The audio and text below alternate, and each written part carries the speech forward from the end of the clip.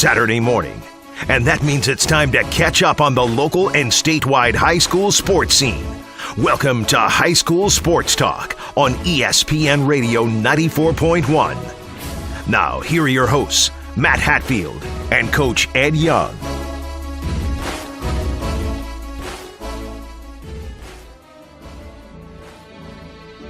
On Saturday, June the 8th, 2019, a momentous occasion will take place before thousands of spectators at the Ted Constant Convocation Center on the campus of Old Dominion University in Norfolk. A man will get to realize his dreams, fulfill lifelong obligations, and head off into this brave world, holding his head high, yet fully unaware of what the future holds for him. Valedictorian he is not, yet an important member of our community and society he is. We're talking about the longtime boys basketball coach of Nansemond River High School in Suffolk. Often brash, outspoken, and indeed accomplished, gets to witness the experience of a lifetime. Yes, a man by the name of Edward V. Young, the V standing for Victory, 5, and Vincent, gets to walk that glorious stage at ODU today for graduation. The 9th grade, it was the best 3 years of his life. The 11th grade, undoubtedly the 5 best years of his life. And what about the 12th grade?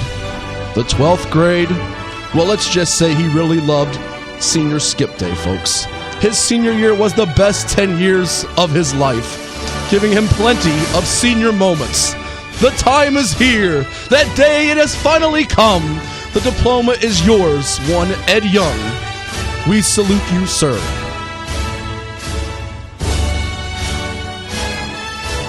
And good morning. Welcome to High School Sports Talk presented by VirginiaPreps.com on this Saturday, the 8th of June for the year 2019. I am Matthew Hatfield. As you might have just heard, the coach, Ed Young, is a little busy today. He's tied up. Thomas Simmons, though, is here on the other side of the glass. I'm almost shedding a tear with that, Thomas. I mean, it's been a long time coming for Coach.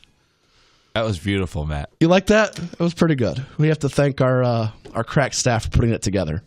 It is High School Sports Talk presented by VirginiaPreps.com. And please, if you're at graduation today, send us a photo at HS Sports Talk 941.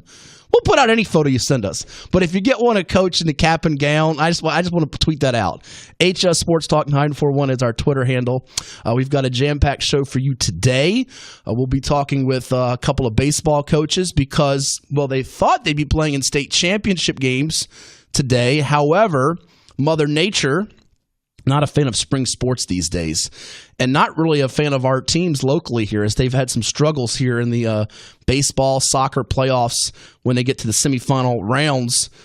Great years for a lot of our teams, but unfortunately hard luck yesterday, which I'll tell you about here in just a moment. But we will be talking with, at about 10:35 this morning, Dale Marn. He is the head baseball coach of the Tabb Tigers out of Yorktown, Bay Rivers District, getting ready for their state tournament game next week. They've moved Class 4 and Class 3 to next week, and they've also moved Class 6 and Class 5 to next week. They were originally planning on having the Class 5 and Class 6 semis and finals today, try to do a doubleheader, but the weather not cooperative. So Tabb will be taking on Brookville next week. For one of our local games. You'll also have Great Bridge playing Riverside in Class 4, Lafayette taking on Liberty Christian in Class 4. Meanwhile, Hickory plays Stafford in the Class 5 semifinals. Ocean Lakes, which is trailing, I'll tell you more about that here in a bit. They face Westfield to continue their game that they are trailing by a good mile in the state semis in the Class 6 level. And a lot of other games going on across the states. Some soccer games got in. There's a lot of tennis that's up and around, and so much going on with the high school sports. But we'll be talking with Dale Marn of the Tabb Tigers around 10:35 this morning. We'll also be joined by Hank Kraft, the head baseball coach of the Hickory Hawks, 23-1 overall, 9th year at the helm for him, coming up at the top of the 11 o'clock hour this morning on High School Sports Talk, presented by VirginiaPreps.com. We'll play back the interviews that you might have missed this past week. In fact, just last night, we caught up with Jalen Holmes of Lake Taylor High School, one of our favorites from the 757 in Norfolk, out of the Ohio State Buckeyes. And now with the NFL's Minnesota Vikings, has his How's She Gonna Eat football camp coming up 2 weeks from today. A lot of football camps going on with some local athletes. In fact, today I know Leroy Reynolds is having one at Powhatan, I read, not mistaken, from the 49ers out of Maury High. We've had him in studio before. Shamarko Thomas, who we spoke with back in the Football season out of Ocean Lakes High in Virginia Beach, having one at the Virginia Beach Sportsplex today. Chamarko out of Ocean Lakes went to Syracuse, now at the Denver Broncos. And then I think next week there's a celebrity basketball game / camp experience with B.W. Webb, who we also caught up with last summer, now with the Cincinnati Bengals, defensive back from Warwick High and Newport News and William & Mary. So we'll talk with Jalen about his camp. If you missed that last night, you get a chance to hear that later on in the show here on High School Sports Talk. And we also had Darren Sanderlin on a couple weeks ago on the 757 at 6. We missed him the first weekend due to some family obligations on High School Sports Talk. Last week we ran out of time, so we'll have that for you too. The new head boys basketball coach of the Kempsville Chiefs later on in the show here on ESPN Radio 94.1, and the Fact or Fiction game that we ran out of time for last week as well with Coach Young and Kenny Brown. And Thomas, you're going to have to listen carefully to that, because I believe the coach bamboozled me and tricked me into giving him a point and not giving Kenny Brown a point. So that final result, when you hear it, we'll see. We got to see if that has any effect. You know, Coach Brown might have just won in a landslide anyway, but for those out there, you got to listen, because he is very slick. The new graduate, Coach Young, very slick on some of that. Did you get a chance to watch that NBA final game number 4 last night with the Raptors and the Warriors? I had it on. I didn't watch it with great intent, but I had it on. Yeah, it was what happened to Fred Van Vliet? It felt pretty comfortable for Golden State. It felt like they figured that one out. But you mean specifically the incident? Did he lose a tooth? Because I saw the blood and everything in his eye. It was interesting because he was kind of on the ground, and at first you just thought, okay, his teammates are going to help him up, and then they're just not. Everyone's just staring at him. I saw the blood gushing there on the ground, like a player who fell over and was just waiting for someone to help him up, and then no one's helping him up still. And he's not waving his arms frantically or looking. You see the replay, and he just got clocked right in the eyeball. I didn't know his mouth really got hit, but yeah, apparently the angle it came down, it got the mouth, just really kind of the whole half of his face. It was kind of intense live, because you just all of a sudden see blood running down the side of his face, and generally speaking, there's not a ton of ways you can think of someone getting hit in their eye and immediately bleeding that are remotely positive. Well, sports is all about memories and images, and that image is going to stick with me for the finals, unless Golden State's to come back from down 3-1.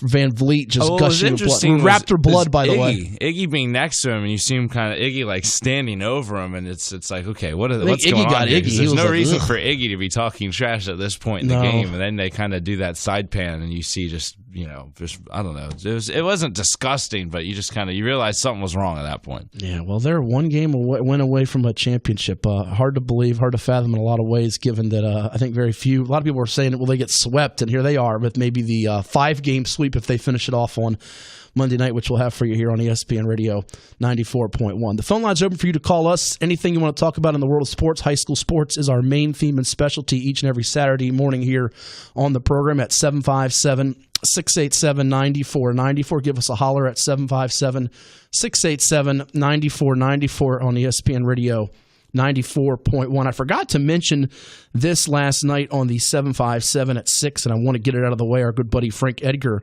actually pointed this out to me on the fine broadcasters over there in the city of Hampton.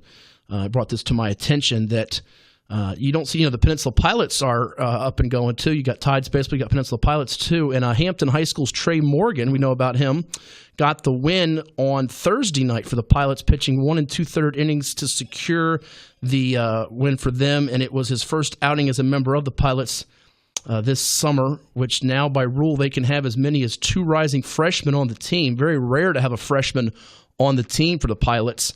And the last one was Jake Cave, in fact, out of Kecoughtan High School in Hampton. And Jake Cave, about him going to the major leagues with the Minnesota Twins. Now I think he's down with the AAA affiliate of Minnesota. So pretty neat. You can go to coastalplain.com, see the box score for that. But so cool, and a nice little tip of the cap tip of the hat, I should say, being Matt Hatfield that I am, to Trey Morgan out of Hampton High School with the Pilots there. So that's just great to see for him. Before we go to the phones, I also want to get out There's some great news we'll tell you about in the show with Grant Holloway from Grassfield High School, who we're going to hope to have in studio here either on High School Sports Talk or on one of the weeknight programs with the 757 at 6, setting records. He just continues to dazzle in track and field, and we couldn't work out the dates last year, but we had him on a few years back when he was going to Florida from the Wesleyan basketball camp. In fact, he dialed in, I think, from the Sunshine State, and just a fantastic young man. I'll tell you about what he did if you missed it on television or on the internet or on Twitter last night. Just phenomenal what Grant Holloway has been doing. But real quickly before I go to the phones, just the update, the quick skinny on the scores with the baseball, soccer, and girls soccer. Real quickly for you. Class 6 in baseball, it's Westfield 7, Ocean Lakes nothing. In the bottom of the second of that suspended game from yesterday, Westfield has runners first and third, no outs, and that'll be picked back up on Thursday. Stafford and Hickory are scheduled to play at 9 a.m. in the semis. The finals would be then on Friday. Boys soccer final from yesterday, South Lakes beat First Colonial 2-1. Jacob Abrigo with the lone goal for FC in that loss for the Patriots. The rally coming up short as they finish up the year at 17-3-1.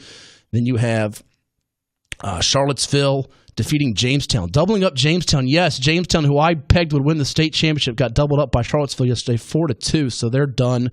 Great year for Coach O'Brien's team, but just short of a state title. And Northside blanking Tabb 2-0 in Class 3. For girls soccer, it was Yorktown shutting out previously undefeated Kellum 4-0. They got a young lady going to UVA, and Yorktown trying to win its second state title in 3 years. And in Class 4, it was Woodgrove blanking Jamestown 4-0. So a lot of good beach programs around the area, or soccer programs around the area, especially in Virginia Beach, and none of them moving on to the state championship round. Let's go to the phones at 757-687-9494. And first talk to Stephen in Williamsburg. Stephen, you're on ESPN Radio. How you doing? Hey, I'm doing great, guys. How are you? Doing well. Thanks for calling in. What's up?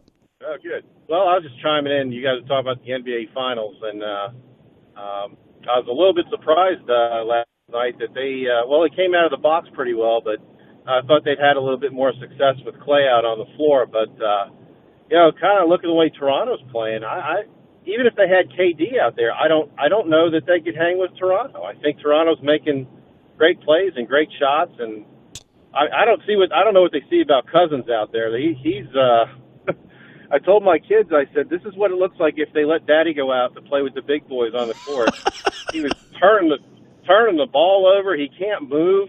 I mean, he's got the biggest waistline in basketball. He should be on the inside just beating guys up. But I'll take your comments off the air on that. Thank you, Stephen. Well, I would say this. You make an interesting point. If they had Durant at full strength, I think they definitely could hang and win that series. But even if Durant came back, you would figure he's not at full strength or close to 100%. And I think Toronto, I said this from the very beginning. We had Bob Rathbun on the 757 at 6. The thing that I think got so this caught my attention at the end of the finals, and I almost picked the Raptors after watching what they did to the Bucks. But it's hard to go against the champ, and I figured Durant would come back at some point in the series, and it's looking very bleak right now that he will. The thing is, the Raptors' size, Thomas, up front, their defensive prowess and their size with Ibaka and Siakam, and then Gasol. So they can play Ibaka and Siakam together, and then they can go with Gasol when the game slows down. Golden State, if you watch these games, they struggle. I was commenting to a buddy of mine last night on the phone. They can't get inside scoring. All their scoring is dependent on Clay or Curry or outside shooting for the most part. And Durant was the guy that created his own shot. And they just don't look like the same team at all. And a lot of it's got to be given credit to Toronto. If they had a healthy Durant, it'd be neat to see. I think the series could possibly go 7, but I think the Raptors have proven that they're worth the goods and they are a championship caliber team. Yeah, I think you add Durant and it would obviously make Toronto at least scrap the box and one, which has been. Yeah. I think it's been entirely deflating. I think Golden State. You watch the way they look just body language wise, kind of the whole. I guess halfway through the third quarter on, when they didn't have that run out of the gates in the second half, they started to really look in the mirror and realize that the end was there, and it's because Toronto is just making them line up and take lightly contested shots with guys who aren't used to it. Or even Steph last night, nothing was falling. It felt like nothing was falling for Golden State. And when you have to play that style of basketball where you're just going to have to outshoot a team and nothing's falling, it just I feel like that's one of the darkest places to go in basketball, is to just watch everything bounce off the rim. And they looked like it last night. They looked like a team that was just ready for things to be over. You're completely right. And the thing is, you've seen this from championship teams before when it's coming apart or it's almost at the end, whether it be the Lakers with Shaq and Kobe, whether it be with the Celtics, with the Garnett Pierce and Allen teams, whether it be with the Heat, with their team with Shaq after they got beat by the Bulls, I think it was, swept the next year. Sometimes they just hit that point. You wonder if that's the breaking of that team. Will Durant go elsewhere? And then again, people say, come on, they'll be back next year and win it. But they just don't look like the same group. Iguodala's getting older. Sometimes you get in a series where the age starts to show and the injuries have clearly shown. They've clearly shown. But Toronto's a legit team. They have, Masai Ujiri has put that squad together, and they look mighty fine, and they're going to be a heck to deal with for years to come, provided Kawhi Leonard stays, which everybody will be watching regardless of the outcome of this series, what takes place with him and what takes place with KD. Let's talk to the one and only Keith Holloman from Smithfield. Keith, how you doing? How you doing, my Hatfield? How you doing, Dino? How you doing, Thomas? How you doing this morning? Dino's not here, but I'm sure he's doing well, and I'm sure he appreciates you asking how he's doing. Ed is not here because I don't know if you heard it at the beginning of the show. Coach Young is walking the stage today, Keith. Yeah, I hope he can get up there on the stage. I do too. Hope his knee don't bother a little bit. That was the only thing that nice little soliloquy at the top was missing was a little thing about the reference of the knee. I guess that person was nice about left the knee alone. Everything else they touched on, but they left the knee alone. So he might need one of those walkers or a cane or something to get up there. That's true. Yes, sir. I hope he get it. I hope he be all right. He get up there. He get up there and get up there today. Me as well. I just want to see a picture of him in the cap and gown. What else is going on, Keith? Yeah, I'm heading out to York Hatfield, Battlefield. Oh, you're going out there to hopefully brave very few elements. They got the is that Doug Pereira's York Falcons with the Battlefield Shootout? Yeah, Battlefield Shootout day. Okay, we're gonna make you, Keith Holloman, our correspondent for Virginia Preps today, and go tell our buddy Doug Pereira we said hello. Go find the blue smoke that he loves to blow, which was one of the all-time classic videos that we love here on High School Sports Talk, and give us an update on what teams are looking good out there today. I'm assuming your Packers of Smithfield will be out there. Is that true? Yeah, I did. I think it's out there. They play at 10 o'clock. I've only been out to 2 7-on-7 so far. That's like an all-time low for me at June the 8th. I've been out to Kellums and Indian Rivers, but I have not been to any others, and I'm looking forward to them. I know there's a couple, I think, going on at some colleges. There might be one or two going on with ODU or William & Mary or Norfolk State, and I know there's a couple of big ones going on around the state. I know Liberty, I think, has one today in Lynchburg, but that's always a good event. Doug and his crew do a nice job with it, and I know the last couple of years there's been some good winners with whether it was Phoebus or Lake Taylor or Churchland or whoever who ended up winning it the last couple of years. So it's always a fun time out there. Yes, two more things. I thought Leroy Reynolds came on TV last night. He came on last night, and they were talking to him last night. Good with his camp going on, and let's hope the weather doesn't affect that much. Now with the 49ers, Keith. Yes, sir. He's gonna be. I think 49ers gonna be. They might not win the West. They'll be close to getting to the playoffs. I would agree. I think the Rams are going to win the West. I think they could finish second or third though. They went 4-12 last year. I think they'll be better than 4-12. I don't know if they'll be 12-4 good, but they'll be better than 4-12. I'll give you that. Yeah, the last thing, Shamarko Thomas. What team he played for? Denver Broncos. He's with the Denver Broncos, and he's having his today over at Virginia Beach Sportsplex. As a matter of fact, you go to our 757 at 6 podcast page and scroll down. You'll find one of our interviews with Shamarko, doing a lot of great things in the community like Leroy and many from here, such as Cam Chancellor and Jalen Holmes. So if you missed that last night, Keith will be playing that later on in the show. Jalen Holmes has his free football camp coming up in 2 weeks. So we're hoping to be out there for that, and that should be fun as well. Yes, sir. And that thing, you think anybody can beat Holland Springs this year? Yes, somebody can. Will somebody? Probably not. That's the short answer of the question you just asked. Keith, they could be vulnerable from the standpoint of they lost some backbone pieces, such as a Christian White at linebacker and some valuable 3-year starters and seniors. However, their JV, as you found out last year, as did many people, was really, really good. They just got a quarterback that's never started before, and he's been offered, check this out, by Notre Dame and UNC already. I mean, they are stockpiled with talent. Malcolm Green at defensive back might be the best defensive back in the state. He's certainly in the conversation for it. They are loaded, Keith. It's going to be hard to beat them. If there's a team in Division V that may have the talent to do it, it might be the Maury Commodores from around here. They bring back almost the whole squad. They got to get their quarterback situation ironed out, losing Alvante Lawton. But we know about Keandre Lambert who is taking an official this weekend, Thomas, to Penn State, the nephew of Cam Chancellor, and some other talented players such as C.J. Beasley, the Virginia Tech commit, Deshaun Peel at wide receiver, Ty Granger at wide receiver. They are stockpiled at the skilled positions too. But until beating Highland Springs is the team to beat, and a team that's going to try to beat them is Oscar Smith. They play them in their first game of the year under new coach Chris Scott. Yes, sir. And y'all have a nice weekend. You too, Keith. Stay dry and have a good one. We'll see you soon and talk to you, the one and only Keith Holloman from Smithfield. We'll take a timeout. More to do here on the High School Sports Talk presented by VirginiaPreps.com. Give us a holler at 757-687-9494. We'll tell you more about Grant Holloway, and we'll be talking with Dale Marn of Tabb's Tigers. That's coming your way on ESPN Radio 94.1. Recapping another busy week of prep sports, it's High School Sports Talk on ESPN Radio 94.1. Back here on High School Sports Talk presented by VirginiaPreps.com. Matt Hatfield here with you. Thomas Simmons on the side of the glass, our producer-engineer. The coach, Ed Young, is on assignment today, cap and gown style at ODU as Suffolk schools have their graduation with, I think Kings Fork is up first on the stage right now. Then it's Nansemond River, and I believe Lakeland concludes the festivities over there today at ODU. I think Chesapeake has theirs next week with all the different schools in Chesapeake, Grassfield, Oscar Smith, Indian River, and Deep Creek, and Great Bridge, and Western Branch.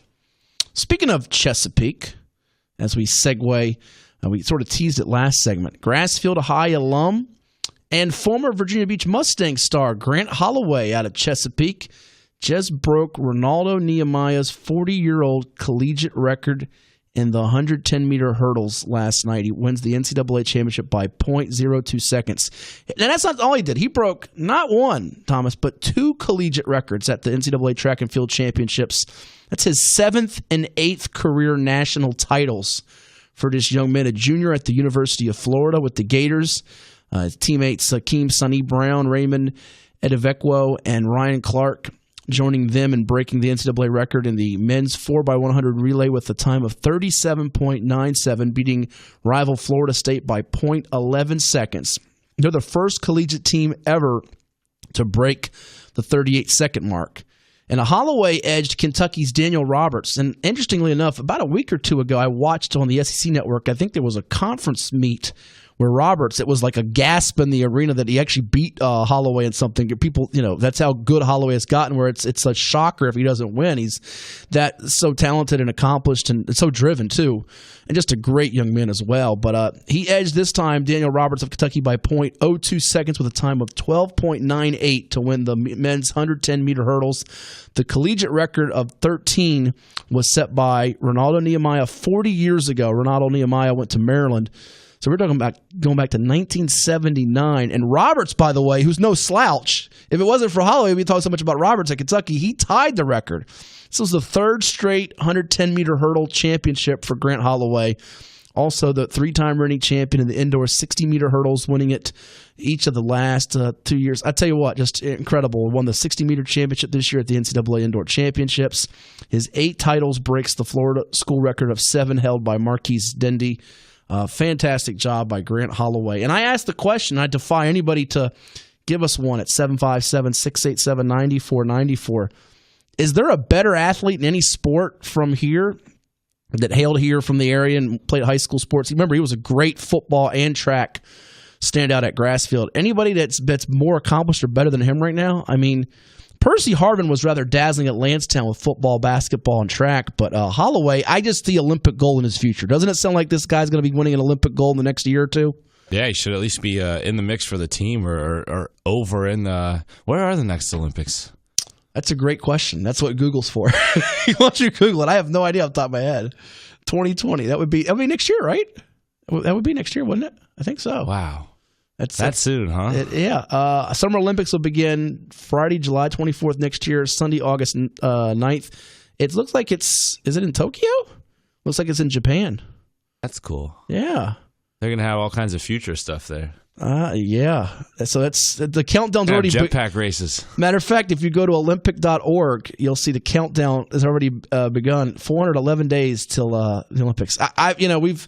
We witnessed, and again, getting a chance to watch him at Grassfield High School. Also was a star way back in the day. Virginia Beach Mustangs Pop Warner Group assembled by Bruce Pearl, who does a great job out there. He's just been a fun story, one of the best to come out of here. And as good of an athlete as he is such a caring. He's watching some of the stories on ESPN, SEC Network, and the things he does with kids, and he goes to schools, and he's just so fun-loving and really good guy. So we're looking forward to hopefully catching up with him, and we're just extremely happy to see his success, and I think he's got much more coming his way.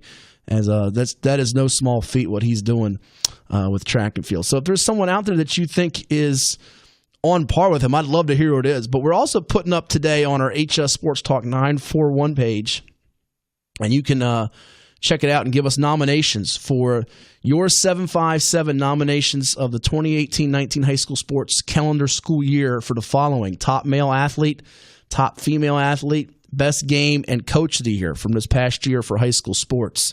So give us your choices for that. We'll probably put poll questions up later this month for you all to vote on and select an official winner. I don't know if there's really an official winner, but give us your input to that question, and those are the things right there. So top male athlete, female athlete, best game, and coach of the year. And biggest surprise, I would like to hear people think their biggest surprise was from this past year in high school sports. It can be anything. It doesn't have to be just football related with fall sports, or basketball related with winter sports, or baseball related with spring sports. It can be anything that surprised you, good, bad, or indifferent. So let us know on HS Sports Talk 941. That's HS Sports Talk 941 right here on High School Sports Talk, presented by VirginiaPreps.com on ESPN Radio 94.1. So there you have it. We'll be talking with a couple of baseball coaches here in a bit, including coming up next, Dale Marn of the Tabb Tigers, as well as Hank Kraft of the Hickory Hawks in the 11 o'clock hour. Two other things I want to point out real quickly, football related here. Thomas, I mentioned Keandre Lambert taking an official at Penn State this weekend. You know who he visits next weekend for his official? Ohio State. The Ohio State. Yes, he does. And I hear Maryland and UVA are making a push. I hear Clemson's very much involved. And the Hokies have not fallen out of the picture by any means. Also, word is Lakeem Rudolph. We played an interview with him a few weeks back, the two-sport standout from Green Run High in Virginia Beach. I saw earlier this week he got something to the effect of Science Student of the Year at the school as well. So he's doing some good things in the classroom besides what he does on the football field, and then helping his basketball team get to the state playoffs. Anyways, he's the one we documented a few weeks back, spoke about how he got hit by a car, could have died. Well, he has a top 6 out. And among some of those schools, I see Liberty, I see ODU, and I see Virginia Tech. He's taking them in this weekend, and wouldn't be surprised if he ends up choosing the Hokies at some point. I'm not saying he necessarily will today. I'm not saying he necessarily will do that today, but just wouldn't be surprised if he did. It sounds like the Hokies are making a play for Lakeem Rudolph, the 6'4", 6'5" wide receiver who's also playing some safety, it looks like, for the Stallions this year in football. A lot of the football recruiting news starting to heat up here as offers are going out left and right. And I tell you what, I must be just not quite grasping it, Thomas, when I saw yesterday a rising 9th grader out at Spotsylvania High School, 6'5", 275 pounds, got offered by Liberty. He's a rising 9th grader, and he's 6'5", 275 already. What are these kids eating these days? Good gravy. And you know what's the crazy part? He's playing tight end, not offensive line. He's playing tight end. Can you imagine 2 years? Maybe he just has hands. Maybe just a matchup nightmare. Well, listen, and hands, I watched his feet. Matter of fact, I'd give his name out since I'm telling you about him. I watched some of his tape. Now he's literally facing like munchkins, but he is impressive. He does have good hands. We'll just put him at running back then. Just play him at fullback. Directly. Matthias Barnwell. Remember that name. That kid is a beast. You watch. You heard it now. He's not even played a game of high school football. That kid is a recruit to know for years to come. Matthias Barnwell. In fact, his Twitter is Mega Barnwell. I'd say he's mega, all right. The kid's enormous. Ginormous. So there you have it. All right, we come back. Dale Marn of the Tabb Tigers getting ready for a Class 3 state baseball semifinal matchup next week. It's a big one against the Brookville Bees. He'll tell us about that and his squad coming up right here on your home for sports, high school, college, and pro. We have it all on ESPN Radio 94.1. This is High School Sports Talk, presented by VirginiaPreps.com on ESPN Radio 94.1. Matt Hatfield back here with you on High School Sports Talk, presented by VirginiaPreps.com on ESPN Radio 94.1. Coach Ed Young on assignment today. It's graduation. He gets the cap and gown. He gets to walk the stage. Thomas Simmons, our producer engineer. We are awaiting Dale Marn, the head baseball coach of the Tabb Tigers. So as we wait for him, you have a chance to give us a buzz at 757-687-9494. That's area code 687-9494. Anything you want to talk about in the world of sports, high school sports is our specialty, but we'll let you even delve outside of that if you'd like with anything with college or pro sports too. But again, our main specialty is high school sports, so give us a holler at 757-687-9494 right here on ESPN Radio 94.1. Coming up later in the show, we'll have interviews with Jalen Holmes, who we spoke to on the 757 at 6 last night, of the NFL's Minnesota Vikings, from Lake Taylor High School in Norfolk and The Ohio State University. So we'll play that clip back as he's got his House You Gonna Eat football camp coming up in 2 weeks from today. In fact, 2 weeks from today, 22nd of June at Lake Taylor High School. We also have an interview with Darren Sanderlin of the Booker T. Washington Bookers, formerly now of the Kempsville Chiefs. Darren left Booker T to become the head basketball coach at Kempsville High in Virginia Beach. So we will be chatting with Darren. Had that interview playback as well here on the program. So anyhow, give us a call if you want to talk at 757-687-9494. Hoping to hear from Dale Marn here in just a moment, the head baseball coach of the Tabb Tigers on the program. And we'll also have Hank Kraft of the Hickory Hawks coming up at the top of the hour at 11 a.m. His Hawks at 23-1, getting ready to face the Stafford Indians in the semifinals. Should be an interesting game there, as Hickory trying to bring home a state championship. Would be their second in school history, if I'm not mistaken, for baseball. They have been really close to that. Let's go to the phones here at 757-687-9494. Want to talk some finals. We got Steve in Suffolk. Steve, what's going on? How you doing, Matt? Doing well. Yourself? Great. What's on your mind? Let's talk about the Toronto Raptors and what they've done. In this NBA Finals, they played terrific. And the one thing about this Raptors, for the last 3 years, the one person they escaped, people don't talk about it a lot. You got to give them their due this year. But I think the Raptors should either retire LeBron James' jersey, offer him a ring, or even give him some playoff bonus money. What are your thoughts on that?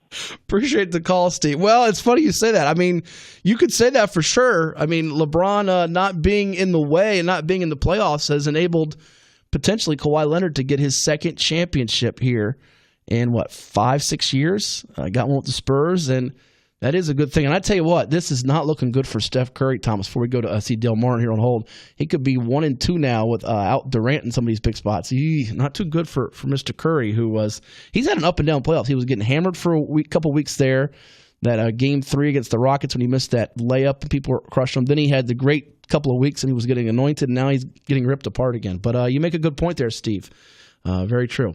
Let's go now to our special guest from the Tabb Tigers, head baseball coach for them out of the Bay Rivers District, having another fine season, 20-3 overall. They beat Warren County in the Class 3 state quarterfinals and now get ready to take on the Brookville Bees in next week's semifinals. We say good morning and congrats on a great year to Dale Marn. Coach, thanks for joining us. How's the weekend treating you? Well, kind of damp, but I think we're going to be all right. Yeah, you were expected to play like everybody else this weekend, and then you're in the holding pattern. Tell us how you and your coaches and players have handled this situation where Mother Nature is more unpredictable than the results of these games. Well, obviously, we were all very disappointed. We were just ready to get on the bus to drive on up to Salem for the games, and when we got the call that everything had been canceled. So right now we're just trying to make plans for getting some workouts in here over the next few days before we head on back up there. The forecast isn't real good even for next week, so we're keeping our fingers crossed here that Mother Nature cooperates a little bit. Now, your scheduled game time at the moment for next week is when? What's the day and time at the moment? Well, right now we're scheduled for Thursday at 9 a.m., so we'll be leaving the Tabb area here on Wednesday to get up into the Salem area and hopefully get everybody a good night's rest and be ready to go on Thursday morning. And for all the area baseball fans and Tabb fans that want to see that, the semis are at Kiwanis Field and then the finals at Salem Memorial. Is that correct? That's right, yes. Okay. Let's talk about this team here and get some of your individuals some highlights as well. Going into the year, did this team, in your eyes, have the makings of being a team that could go deep in the playoff state tournament, or has it kind of grown as the year went on? Give me your thoughts. Well, a little of both. We've had several of these guys here for 4 years, 4-year starters, and we've been very close over the last couple of years, really just coming up a game short a couple of times from going to the state. So we thought we knew we had a good nucleus, but we had a couple of players come really step up for us, and with the rain wreaking havoc with us early in the year, we really didn't know because we didn't play a whole lot of games over the first month. We had a lot of rainouts. And then all of a sudden we were getting 3 and 4 game weeks, and that's where we really started to see the depth and the quality of the depth that we had on this team, and we started feeling real good about making a deep run here. Our goal always was to make it to the state finals, and we're there now, and now it's just a matter of finishing the job. Chatting with Dale Marn, the head baseball coach of the Tabb Tigers, here with us on High School Sports Talk, presented by VirginiaPreps.com on ESPN Radio 94.1. A scheduled state semifinal matchup in Class 3 coming up on Thursday at 9 a.m. out there in Salem as they take on the Brookville Bees. Tabb is 20-3 overall. Brookville is 19-8. We'll preview that matchup and highlight some of these key players for Tabb here in just a moment. But, Coach, noticing looking at your season results, and the Bay Rivers has had a good year in baseball. I mean, we look at Lafayette still playing as well as your team here, some other quality competitive teams throughout the district and the area, but you had a couple early one-run losses to New Kent and Smithfield. Otherwise, you might have started out the season, I want to say, 13, 14, 15-0, something like that. So you probably had a lot of confidence that you were in some close games, could have won them, and then you had some big outputs where you put up 10, 12, 20 runs on the board. Our offense really came alive after we started playing some games. As I said, early on, it was a game a week, and that was about it because of the weather. But when we started playing these 3 and 4 game weeks, the offense really clicked in, and we had solid pitching the whole way through. It was just a matter of getting the offense going, and again, over the past 6 weeks or so, we've been scoring a lot of runs. Got a lot of talented baseball players on this team. I want you to begin with one for me who I know is a multi-sport athlete and a real gem in Zach Coldsnow. Tell the folks about Zach and some other guys for you as well. Well, Zach, again, he's been a 4-year starter for us. He's our center fielder. And as you mentioned, he's a multi-sport guy. He's an all-state football player. He's won, I think, 3 state championships now in the shot put. And this past year set a school record for the discus also. So he's a big, strong kid. He was all-region last year. He's voted all-region again this year. And he's going to be going to Old Dominion this fall to play baseball. He is a real class act, a great kid. And he'd be a credit to any school's team. He can play. He can play. He can run, throw, and hit it. Well, you got some other talented players I want you to hit on here in a second, but would he, and I know coaches hate this, is this the best guy you ever coached, but he's got to be right up there, I think, with some of the best you've ever coached. And what's it say in this day and age where sports are so select year-round, where you have, you're going to do year-round for football or basketball, baseball? You mentioned what he's done in the discus. I mean, how much of a credit is that to him to have that work ethic and do all those different sports so well? Well, you're exactly right. I mean, I give him some time off from our practices so that he can go and throw shot put and do the discus throw too. And of course, when a lot of our players in the fall are, going to play in different games and tournaments and so forth for their travel teams, Zach's playing football. So he's really had to divvy up his time between 3 sports, and the fact that he's so good in all of them just shows you what kind of an athlete that he is. Who else has contributed for you besides Zach, be it either hitting the baseball or on the pitching mound? Well, Brandon Morello is our starting shortstop, and he's been our leading hitter this year. He's hitting over 430 as we speak. He's going to be going on to Mary Washington. He's one of our pitchers, and again, our starting shortstop. Again, he's another player that's been with me for 4 years, and he's our spark plug. He's an old school kind of a player. He's hard nosed, gritty, and will give you 100% effort every time he goes out on the field. Another player who's been, talking about a surprise.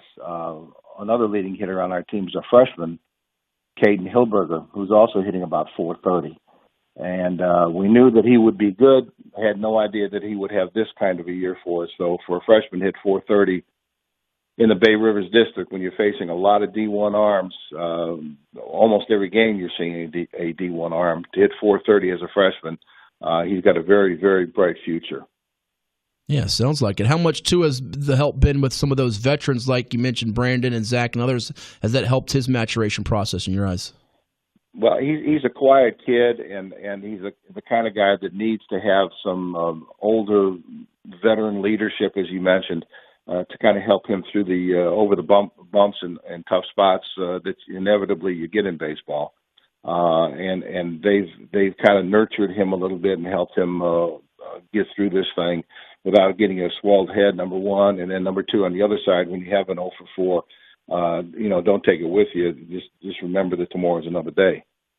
You mentioned Caden and Brandon Morello and Zach Coltsnow. Anybody that you would like to mention, it could be more than one guy even, that would be in that unsung hero category, someone that's really improved as the years gone on or been a key ingredient to your success that don't get necessarily the attention that others do? Well, Trey Stover is another 4-year guy that we've had, again, since he was a freshman. He's probably our number one pitcher. He made All-Region as a pitcher and a second-team All-Region third baseman, hitting about 370 right now. Quiet kid, not a rah-rah guy, but as the year has gone on, his offense has really, really improved to the point now where he's one of our leading hitters. And another guy I'd like to mention is Joel Martin, who's our starting left fielder. Joel, again, he's hitting right at 400 right now. Another multi-sport guy, a football player and wrestler, so that he has to divvy up his time, especially in the off season. But again, similar to Brandon Morello, hard-nosed, old-school kind of a kid who really has come on strong for us. And then last but not least, Ben Wilson, who I don't want to say came out of nowhere this year, but he really blossomed. If he's not our number one pitcher, he's certainly 1A. He first-team All-Region pitcher, first-team All-Region utility player because he plays shortstop and third base when he's not pitching. Ben has, you talk about a great kid. Ben is that. He's hitting somewhere in the 380 range right now with 8 victories. He had a no-hitter through 6 innings against Grafton, and knowing the kind of team that Grafton has, you know what kind of a job that was to pitch and prevail in that game. So Ben has been has been a bit of a surprise for us, but what a pleasant surprise he has been. We're chatting with Dale Marn, the head baseball coach of the Tabb Tigers, our guest here on High School Sports Talk, presented by VirginiaPreps.com on ESPN Radio 94.1. The Region 3A champions riding a 9-game winning streak. They just defeated in the state quarterfinals of Warren County 7-5 and get ready to take on the Brookville Bees coming up on Thursday in the state semifinals. It's ESPN Radio 94.1, a great year at 20-3 overall, Coach. And tell me about this Brookville team. What do you know about them, and how do you keep the kids loose yet ready to go with waiting around here? And I know we've probably been talking about Brookville for several days here. Well, that is the tough part right now, and especially with the weather being what it is, I don't know how much on-field work we're going to be able to get here over the next few days. We're going to have to we found an indoor facility, and I think we'll be going to do some hitting and throwing in there. But you're right. We were all pumped up and ready to go last week when we got the word. So now it's trying to give them a little bit of time off to kind of come back down to earth, and then try to build them back up again and get them ready for Brookville. Brookville, I know, has got a couple of really good pitchers. Brendan Abbott and Judd Howard. We'll probably see the Abbott boy. He's looks like a power arm, a lot of strikeouts, and we'll have a tough time with them. They play in a tough district up there too. They play they play up a lot. They play a lot of 4s, just like we do, and so that they'll be ready for us, I'm sure. And we just have to try to make sure that we can get these boys up at 6 a.m. or whatever it is to get to the field for that 9 o'clock game on Thursday and get them ready to play and play for a state championship. Sure, totally understand. Last one for you, Coach. We thank you for the time, and we wish you all the best, and I hope to get you on after a state championship for you. We'll keep our fingers crossed. But I know your players, you stay laser focused on your current opponent. Do you have someone or people on your staff that take a look at the other game, because you would play, if you win, the winner of Fluvanna, who's had a great year, as well as Brentsville District, the winner of that game, and that would be next Friday. Is that correct? That's correct, yes. Okay. Do you have them kind of keep tabs on that and do some scout work on them, or how do you handle that? Well, we do the best we can with them using some of the game changer applications that we have available to us now to at least look at them statistically. I know Fluvanna has a couple of pitchers, one of which I know is going to UVA, so we know that he can throw it. Brentsville, same thing. They've got, I think, a pitcher going to George Mason. So they've got some arms that are going to be able to shut people down. Brentsville last year played York High School and beat them 4-1 up here. So I've been kind of picking the York coaches' brains a little bit to find out some information on them on the Brentsville team. And so we have a little bit of info there. Fluvanna, we just know they have been just rolling over everybody, and I think they've been rated number 1 in the state in our region all year long. So whichever of those two teams we play, we know it's going to be tough. Well, Coach, we wish you all the best to get to Brookville next week, weather permitting. Hopefully you get it in and you get a W. Thank you so much. Enjoy the weekend, and we'll talk soon, all right? Good talking to you. Thank you. You bet. Dale Marn, the head baseball coach of the Tabb Tigers, with us here on High School Sports Talk, presented by VirginiaPreps.com on ESPN Radio 94.1. A fine year for them as they get ready for that state semifinal game. And the waiting pattern, hopefully it'll take place next Thursday when they take on the Brookville Bees, scheduled for 9 a.m. We also got Hickory head baseball coach Hank Kraft coming your way. You don't want to go anywhere. It's High School Sports Talk, presented by VirginiaPreps.com. Find us on Twitter at HS Sports Talk 941 and give us a call at 757-687-9494 on ESPN Radio 94.1. Now back to High School Sports Talk on ESPN Radio 94.1, presented by VirginiaPreps.com. Here's Matt Hatfield and Coach Ed Young. Well, one half of that is right. I am Matt Hatfield, the Coach Ed Young, tending to graduation duty today over at ODU, so unable to be with us, but here in spirit. Hour 1 in the books, now Hour 2 of High School Sports Talk, presented by VirginiaPreps.com on ESPN Radio 94.1. We have a special guest with us. He is the head baseball coach of the Hickory Hawks in Chesapeake, the Region 5A champions, 23-1 overall. Fantastic year for them as they get ready to take on Stafford County in the Class 5 state semifinals, scheduled for next Thursday. Weather permitting, we say good morning and congrats on a great year to Coach Hank Kraft. Coach, how you doing out there? Good. Everything's fine. How are you doing? Not too bad. Well, congrats on a terrific year for your squad. Such a joy to see what the team has done for you with all these wins in a row. What's the win streak now at? Is it 15 or so? How many in a row have you won? I think so. I think I think that's about right. We lost a little bit earlier in the season and just won the next one and kept on going. Well, tell me how you and the staff, the players, are handling it yesterday. I believe you made the trip up there for the game in Richmond area. The weather doesn't cooperate. You get back on the bus, you're coming back down, or I guess you were probably waiting to see if you'd play today. Take us through how that whole thing transpired. Well, we traveled up there Thursday night, got up there around 9:10, and then checked into the hotel and got to the field early the next morning. As soon as we jumped on for infield, outfield, it started raining and didn't stop the rest of the day. So they banged it for that day. We went back to the hotel, kind of figured, as much rain as we got. And, they let us know around 6 or 7 that they were going to cancel Saturday too. So we just kind of had to stay in the hotel for the night. Some of the kids left with their parents, and then we just got up early this morning and came on back to Chesapeake. And you'll play in the semifinals at Glen Allen High School. Is that scheduled for Thursday morning at 9, if I see it right? I think they're going to adjust that schedule. It might be moved to Thursday later in the afternoon. Okay. And then if we were to win, then they would move the final game to Friday, sometime in the late afternoon also. Okay. I know a lot of people we have graduation Friday morning. Oh, okay. So that's why they didn't go Friday, Saturday. A lot of people were wondering about that. Yeah. Okay. I think that's that's the point we've tried to express though too, is that we do have graduation Friday morning. So, if we were to play, we would have to try to move that back to a later time. And understanding, how tough is that, too, to manage as a coach? You've been doing it a long time now. This is your 9th year at the helm at Hickory, is that right? Yes. How Yep. tough is that to manage this time of year? You got graduation, a lot of families, different things going on. So, I mean, you're focused on the baseball team and what you have to do, keep them at the task at hand, but I imagine there's a lot on your plate. Well, first you got to realize that, the parents just want what's best for the kids. So they kind of call the shots. I can give them a schedule and tell them what we want to try to do. And if they want to abide by that, they can. And for the most part, they always do. But, situations with graduation and family coming in and plans set for after school is out, that makes it awful tough. But, for the most part, they're going to side with us, but we can certainly understand if they chose to go in a different direction.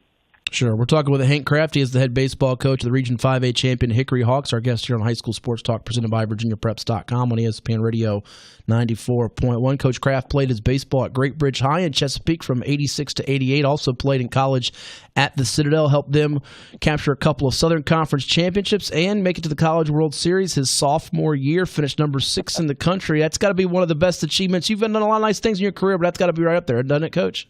Oh yeah, that was a great time. Long time ago, though. Yeah, and also inducted into the Citadel Hall of Fame in 2014. That pretty high up there as well? Yeah, that's pretty good. That was Hickory. We won our first state championship that year, so that was a pretty good year. Yeah, very good year. Trying to make it happen again 5 years after that championship and the Hall of Fame call from Citadel. And you've also coached at the college level with Lincoln Memorial University, Princeton University, VCU in Western Carolina, went to Ocean Lakes, and then now at Hickory High School, where this team has been something else this year, Coach. I think we begin with the region player of the year. You got so many guys to touch on, but Mason Dunaway, speak on what he's brought your ball club.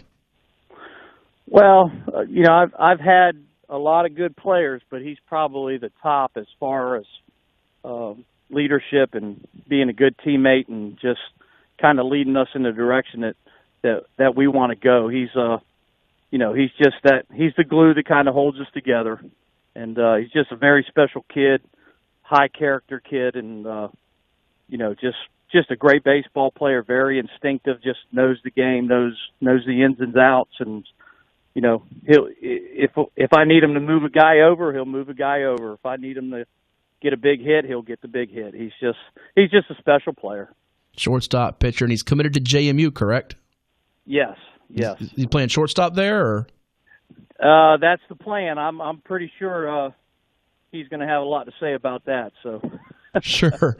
You got some others that have gotten a lot of all-region, all-Southeastern District accolades from Jaron Snellinger for your utility and a pitcher guy, Zach Zarnowski, Drew Stanley, Johnny Pascal, Brendan Burns. Tell us about the rest of the makeup of this squad and what makes them so unique. Well, we're just a very sound team right now. For most of the year, we've just kind of relied on really good pitching. Of course, Snellinger's kind of leading the way. He's also that senior that's going to Virginia Wesleyan to play baseball. He's first-team utility, so that tells you he does other things besides pitch. He hits in the 2-hole for us. He plays right field, first base.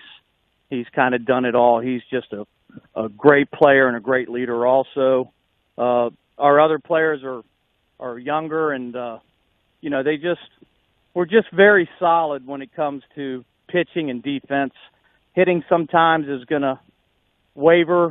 You have good games and bad games, but we try to pitch it and we try to defense it every game, and we've been fortunate we've done that this year.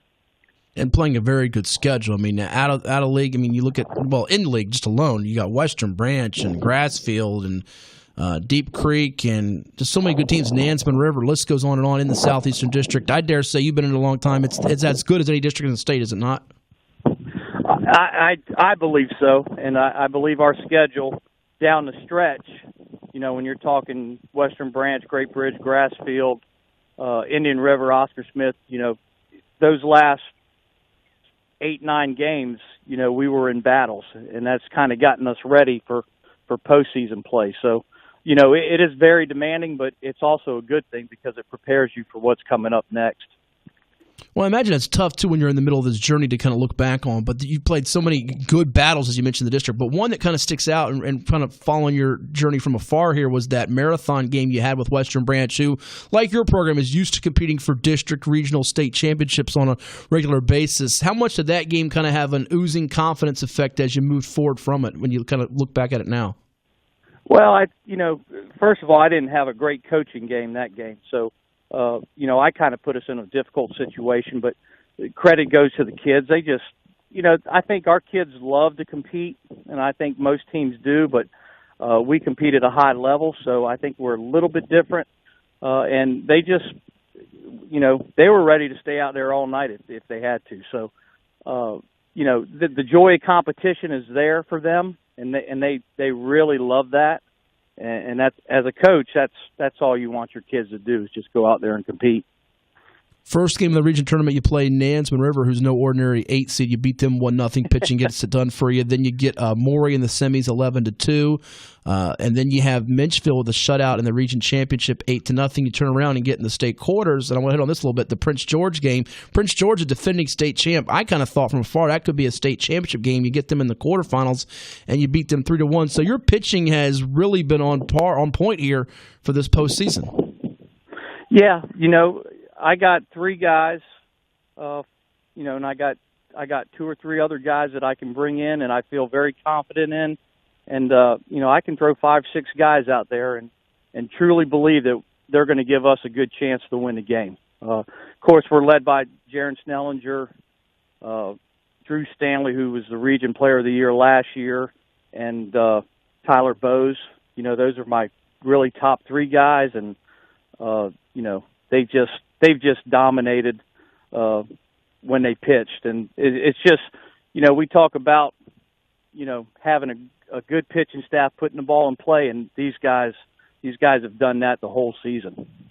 Very true. 4 more minutes here with Hickory head baseball coach Hank Kraft, our guest on High School Sports Talk, presented by VirginiaPreps.com on ESPN Radio 94.1. The Citadel Hall of Famer who's trying to lead the Hawks to win our state championship, got it done 5 years ago, and they're sitting 2 wins away with a scheduled matchup in the Class 5 VHSL semifinals coming up on Thursday against the Stafford Indians, who are no slouch at 24-2 overall. We'll hit on that here in a second, Coach. But beating the defending champ in the quarterfinals, that was an odd situation, too, because if I saw it right last week, it looked like Prince George was actually winning their game with Godwin, and it got suspended for weather. So a really strange setup, and this Class 5 field is just loaded with teams, isn't it?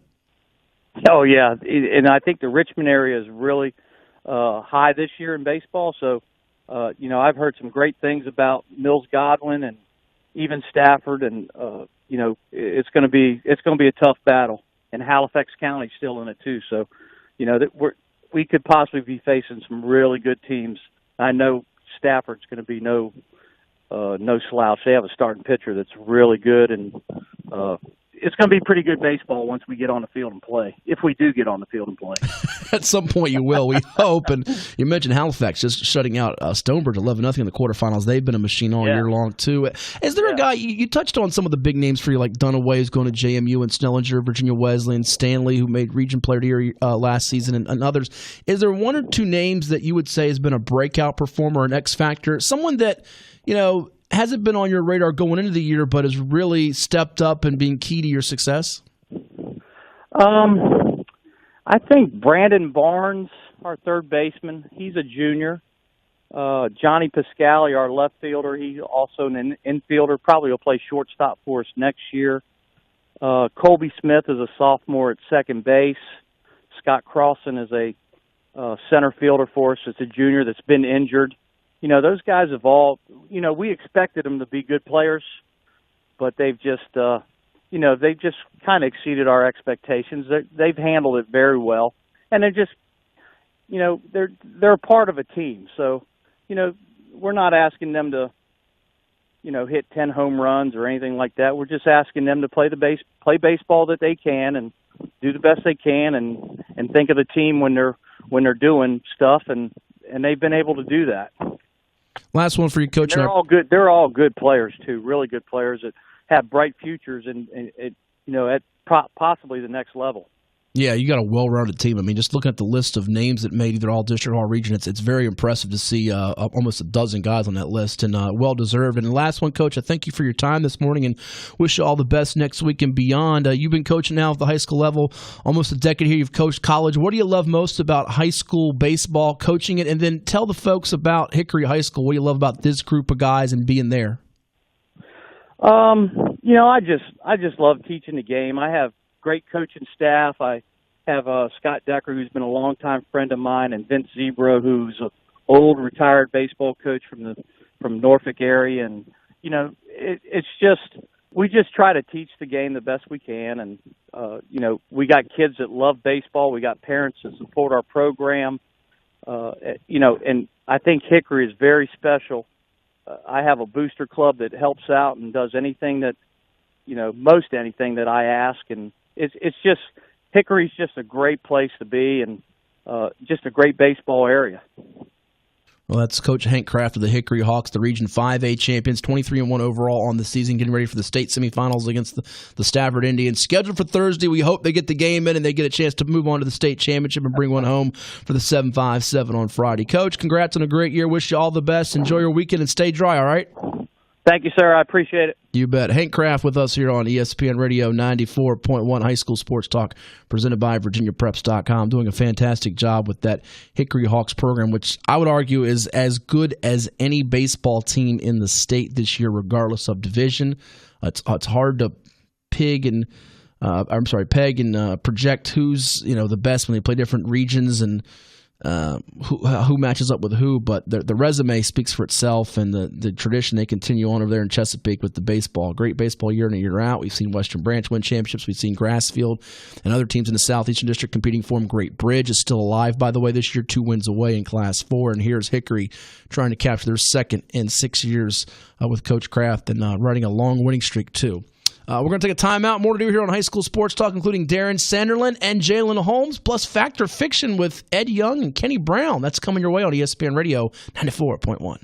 Recapping another busy week of prep sports, it's High School Sports Talk on ESPN Radio 94.1. It's the 7-5-7 at 6.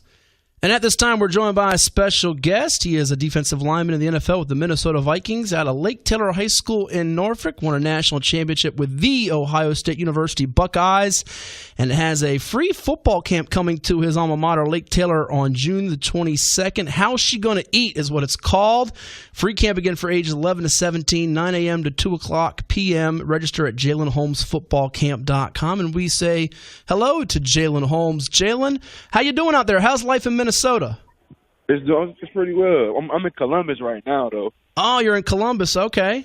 Yeah, I'm in Columbus right now. Well, tell me, city, state, up there, the Twin Cities. I've never been there. I'm sure a lot of our listeners haven't been. How different is it from when you lived in Virginia, and how different is it from the college days in Ohio? Well, it's kind of Minneapolis is kind of like Columbus in a way, really. Kind of really a lot similar. It's just the weather really like. Once it get cold in Minnesota, it's cold. You're dealing with negative 15 degrees in the wintertime type stuff. I hear you. Now, your first reaction about literally 14 months ago, we had you here in studio, and you were getting ready for the NFL draft, and you heard your name called the next week in the 4th round by the Minnesota Vikings. What was your reaction when you got that phone call and you were actually drafted by the NFL? It's hard to explain. When people ask you that, I can't really put it in words. It's just like your dreams is calling your phone in a way. I just know I was real emotional about it, but it's just real. I really can't put it in words how I felt when I got that phone call. Going from the college game to the NFL, were there some parallels when you look back at it when you went from Lake Taylor to Ohio State, or was it totally different making that jump to the pro level? It was a little bit different. The game's a lot faster. Everything is a lot technique-based, and it's really the game of inches when it comes to the NFL, man. Especially when dealing as a defensive lineman, you really can be 1 second away from making a play and 1 second away from not making the play. So it's really a game of inches, and I want to say the NFL just more detailed the higher you go. I hear you. Mistakes get magnified, it sounds like. Now, what was the biggest thing you learned about the NFL in 1 year that you didn't know going in? Like, I had no idea about this. It really wasn't I feel like Ohio State kind of really prepared me for a lot of stuff. I wasn't really thrown off about a lot of things. Something I knew about, but I didn't know how it really was until I, actually faced it myself. Was just the speed of the game. It actually is it was a lot faster for me. So I knew about it, but I didn't ever went through it before. So when I actually had like my first couple plays in the league, I was still in shock about it, even though I knew about it. If that made any sense. Yeah, it does.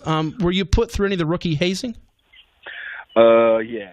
Uh-oh. Can you tell it, or are you not allowed to tell it? Yeah, we could. It wasn't bad. I had a good group of vets. Just buying candy and getting breakfast sandwiches. Nothing bad at all. Carrying helmets. But you're ready to do it to the rookie this year, aren't you? Nah, I ain't gonna do it to him. You got to wait till you're about 4 or 5 years in, huh? Yeah, yeah. We're talking with Jalen Holmes out of Norfolk's Lake Taylor High School, our guest on the 757 at 6 on ESPN Radio 94.1, a national champion with the Ohio State Buckeyes, and now going into year 2 in the NFL with the Minnesota Vikings. And he has his football camp coming to Lake Taylor on June 22nd. How's she going to eat? Tell the folks, you briefly touched on it last year when you were with us, Jalen, how that title came up, how's she going to eat, and the story behind how's she going to eat. Yeah, so it just all developed with, just an inside joke with the fellow D lineman I played with at Ohio State, and it just blew up from there. The student section got a hold of it, and it just magnified throughout the whole campus. And the students, that was basically a way that the students can engage with us on the football field, that we can engage with other students around campus. So really, now we actually made an LLC, and I'm part owner of our How She Go Eat company. So we just blessed to have it. That is so cool, and it really took on a life of its own, didn't it? Yeah, it really did. It really did. Now, what inspired you to do the camp, and how important was it for you to come back home?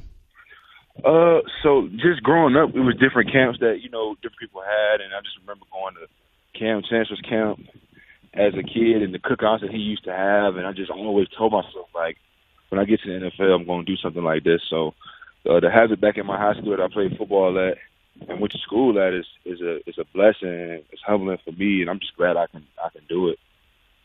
And you got a former teammate, Lake Taylor, Mike Tyson's also putting on a camp in July, I see, at Lake Taylor. You keep in touch with him much?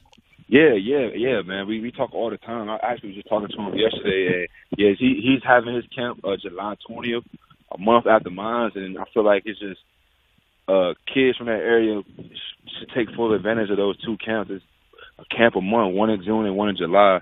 And I know he's feeling the same way I feel about it. We just blessed that we can do it, and we humble about the opportunity to have to give back to our community. Well, it's really awesome to see you guys give back. And Mike was with the Houston Texans, made a dent with them. Now he's a division rival for you with the Green Bay Packers, I see. Yeah, he is. So you got to talk some trash with him, I'm sure. Yeah, I told him he went with the cheese. And what do you want a kid to take away from your camp or remember when they go to it? What do you want the kids to take away from that experience? I just want the kids to have fun, compete, show their best ability. I'm all about that. And just to see that, that they can do the same thing that I'm doing now for my community, that they can one day to throw a camp of their own when they make it to the league, to show them that it's possible. And I'm going to bring a couple teammates from Ohio State out there too, just to see different guys, and just want them to know that they can do this as well. Oh, that's really cool. And you're not that far removed, in fact, from dominating at some camps. You were really a standout at the best of the 757 camp years ago and the Rivals camp. So I imagine those things, as players and even young kids, they get up for that because of the competition, right? Yeah, they do, man. I done had a couple kids like DM me on Instagram talking trash to me, which is what I enjoy. I want that. I want the kids to be fired up and be ready to compete because, just getting them ready for college, that's exactly how it's going to be in college. You got to compete in front, got to be the man in front of you. Absolutely. We're talking with Jalen Holmes of the NFL's Minnesota Vikings, our guest here on the 757 at 6 on ESPN Radio 94.1. He's got his How's She Gonna Eat football camp coming to Lake Taylor High School, his alma mater, on June the 22nd. Again, you go to JalenHolmesFootballCamp.com to register. It's free for kids ages 11 to 17, 9 a.m. to 2 p.m. We'll have the flyer brochure up on our Twitter pages, too, on 757 at 6, ESPN Radio 941, HS Sports Talk 941, and my own at Hatfield Sports for people out there, too. If you want to just go click the link direct to it later, it's Sports, ESPN Radio 94.1. As we go back to some football topics with you, Jalen, your last sack in college, if I'm not mistaken, was Sam Darnold of USC in a 24-7 win over the Trojans in the Cotton Bowl. And then your first sack in the pros was in a 37-17 win over the Jets, taking none other than Darnold down. I'm guessing the pro sack was more memorable of the two? Yeah, that was my first one, man. That was my baby. That was my first one. It was a great moment for me, man, and to get that sack. And it is ironic that it had to be him, but yeah, I'm glad I got that off. Darnold's got to be happy not to see the Vikings on the schedule here in 2019. Did you know, like, before it happened, did you, like, see it, how it developed? What's going through your mind as the plays get ready to snap and then when you know it's going to actually happen? I mean, I just really trusted my technique that I been working on all week in practice, and I just reacted. It's kind of hard to explain what I did. I just reacted and just lived in that moment and made a play. Well, take me through a little bit of what's the daily life now for you guys in the NFL. It's the month of June as we speak. What's it kind of Monday through Friday for you on weekend? Give me sort of the daily itinerary. You don't have to give me hour by hour here, but what's kind of like, take the common fin out there through the life of Jalen Holmes, the football player, if you can. Well, I know we don't really go on Mondays, but Tuesdays, we'll work out. We'll have a team meeting, workout. Then we'll watch film individually, like with the groups, different position groups, and then we practice. After practice, we have another meeting after practice, and that's really it. Now, I'm a father now, so after that I go home, get my son right, watch film, and do it all over again. Oh, wow. Congrats to you as a father. What's the little guy's name? Jalen. Jalen. Oh, so Jalen Jr., huh? Jalen the second. All right. You got to get the jerseys, I'm sure, from pretty soon. Yeah, I am. I initially thought you were the only Virginia guy on the Vikings roster, but then I realized there's another in safety, Anthony Harris from UVA at LC Bird High in Chesterfield. You guys ever banter about Virginia football? Yep. He's actually my locker mate. Is he? Yeah. I want to say the LT Titans and the LCB Skyhawks split during your high school days, if memory serves me right. Mm-hmm. Okay. Did you get him? Was that your senior year? I didn't know he went to LC Bird until a couple of weeks ago. Really? Yep. I knew he was from Richmond, but I didn't know he went to LC Bird. Okay, because I remember your Lake Taylor team with Coach Sawyer, you snapped the streak. Were you on that team that snapped the streak? Oh, nope. I was gone. That was the year I was gone. Oh, that was the year you were gone. So he might have the bragging rights with you head to head. Yeah, he never. He an older cat. I don't think we never played. Oh, okay. So then he didn't have any bragging rights with you. I love bringing out the books and what the books say. I think we did it last year when we had you in studio with the draft nicks and all that, and you sat right here and read it and took it. And I've got the Lindy's book. Do you want the Jalen Holmes comment on in the book or no? What book? The preseason publication. They go through every NFL team and player and they give a little comment. Do you want the comment or do you not want the comment? What I'm commenting on? No. I'm going to read you a comment they have about you. Do you want me to read it to you, or do you just want to pass on hearing it? Well, you can read it. Okay. Played end and tackle as a rookie. Vikings must finalize his best spot. Is that fair to say? It's been, I think, a plus for you that you can play end or tackle, but is that a fair thing to say or evaluation about your game right now? I don't really think so. I just feel like I'm trusting them what the coaches are doing. I'm believing in what they got going on. And I feel like it's going to be a good plan. It's just for y'all to wait and see, really. Okay. And to rewrite it then for me, in one or two sentences, what would you say about yourself right now as a football player that kind of is your niche or sets you apart? How would you kind of break it down? I want to say a smart football player, trustworthy, and just a guy that can get the job done. I feel like this is a year for me, to really have a good year and to help the Vikings, win a division. That's our first goal. And I feel like I got to be that player to help us win games. A few more minutes here with Jalen Holmes of the NFL's Minnesota Vikings on the 757 at 6 on ESPN Radio 94.1. Jalen out of Lake Taylor High School in Norfolk, and The Ohio State University has his House You're Gonna Eat football camp coming to Lake Taylor on June the 22nd. JalenHolmesFootballCamp.com for more information about that. The coaching staff, tell me a little bit about your coaches there. How similar or different are they from what you had at Lake Taylor with Hank Sawyer and the staff and Urban Meyer and the staff at Ohio State? I would say at Ohio State, Coach Meyer was kind of more of an offensive coach with the Vikings, man. Coach Zim, he loves his defense, and the coaches are pretty much kind of the same kind of intensity. But the coaches at Vikings are a little bit more laid back and chill, but great coaching staff, and they do everything they can to help develop their players. I feel like you're in a really unique situation because the Vikings have a pretty good culture. They've been winning before. They're just 2 seasons removed from an NFC championship game. And when everybody's healthy, this has the makings and a feel of a top 5 defense. You got a lot of Pro Bowlers or Pro Bowl caliber players there with Xavier Rhodes and Harrison Smith on the back end, Anthony Barr and Eric Kendricks at linebacker, even that D-line with Everson Griffin, Linval Joseph, and Daniel Hunter. How do you feel about it? Oh, it'd be a great team, man. Great group. I really want to say it's just a great group of guys on the team. Everybody's kind of team first, man, and they're all about getting each other better. Like I said, I was blessed with a great group of veterans. They never hesitate to help you. They're always there to help you with little things. And you know, just me getting there, trying to learn a playbook. You know, the guys that you named, they was the first guys, you know, to try to help you out through everything. So I feel like we got a great group. We got a great group, and the sky's the limit for us, really. Are you glad you walked into a situation where there are some veterans at that position? Okay, you don't play right away all the time, but you did get your feet wet, and you know those guys are a little bit older, so your time's coming. Yeah, I really feel like it's a great situation. I still got time to develop, and I have a chance to also have a team at the same time. At first, it kind of seems like it kind of sucks, but when you look back on it, it's like I'm really learning from the best players in the NFL, and I'm learning from genuine people. So. I just try to take in everything they tell me and just try to do what they tell me to do. Last 2 for you, Jalen, and I appreciate your time. Who have you leaned on for advice, be it people that are in your inner circle, your coaches, teammates, players in the league? Who have you leaned on and turned to for some advice as you go through this journey in the NFL? I lean on a lot my family. Everybody, there's a lot of people in my family I can name, man. But for number one thing, it's just my family. I go to them about a lot of things, and my financial advisor, me and him talk every other day. So those 2 people, man, my financial advisor and my family, they're the main people I go to. And then on the team, I could name a lot of group of guys that I can just go to about anything, and they're willing to help me with.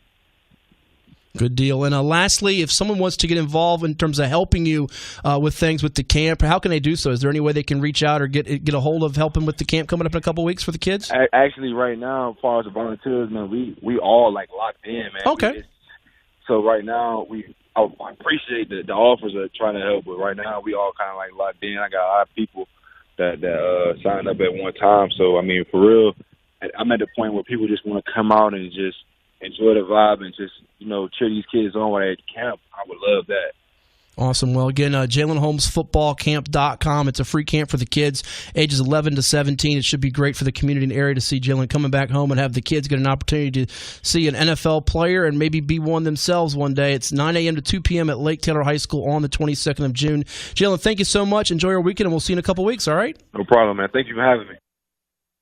So there you have it. That was Jalen Holmes of the NFL's Minnesota Vikings with us on last night's 7-5, 7-6. It's High School Sports Talk presented by VirginiaPreps.com on ESPN Radio 94.1. Matt Hatfield here, Thomas Simmons as well.